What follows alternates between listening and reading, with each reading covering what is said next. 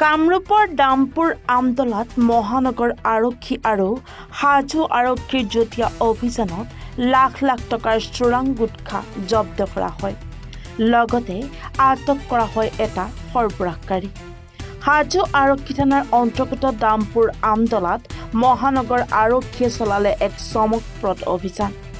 চোৰাং গুটখাৰ বিৰুদ্ধে বিশেষ তথ্যৰ ভিত্তিত কৰা এই অভিযানত লক্ষ্য কৰা হয় স্থানীয় নবাব ষ্ট'ৰ।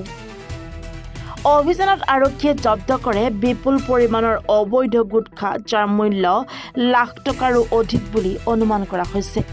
এই অবৈধ ব্যৱসায়ৰ সৈতে জড়িত এজন ব্যক্তিক ঘটনাস্থলীৰ পৰাই আটক কৰিবলৈ সক্ষম হয় আৰক্ষীয়ে।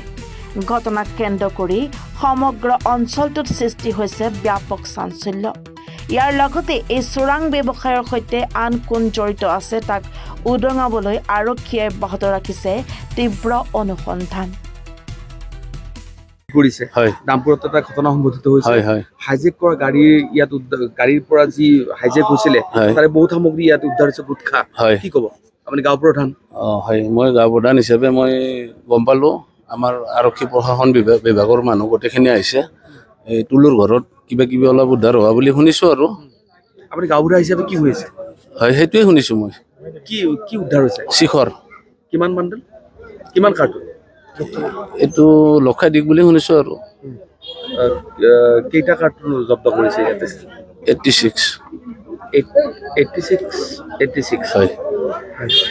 আচলতে তুলুৱালি কোন হয়? তুলুৱালি দোকানী হয়। কিহৰ দোকান আছিলে? এওঁৰ এই হ'লচেলাৰ শিখৰ সৰ্প লাগিলে গুটখা বিক্ৰী কৰে। আৰু সেই গুটখা এতিয়া তেখেতৰ জৰিয়তে হাইজেক হৈছিল নেকি?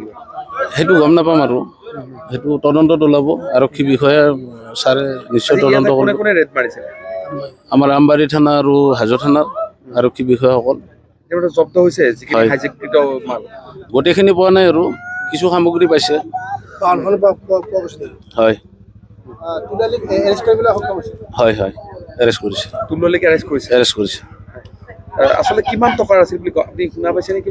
এনে মোটামুটি 22 লাখ টকা মানৰ শুনিছোঁ। আৰু লক্ষাধিক টকাৰ হয়। ঠিক আছে। দোকান বন্ধ নহয়। আপুনি দোকান মাৰি আছে? দোকান মাৰি মই চাবি কাৰ্ড মাৰিছে মাৰিবৰ কাৰণে। সেইকাৰণে মই দোকানটো কি ঠাই হয়? আমতলা পাৰ।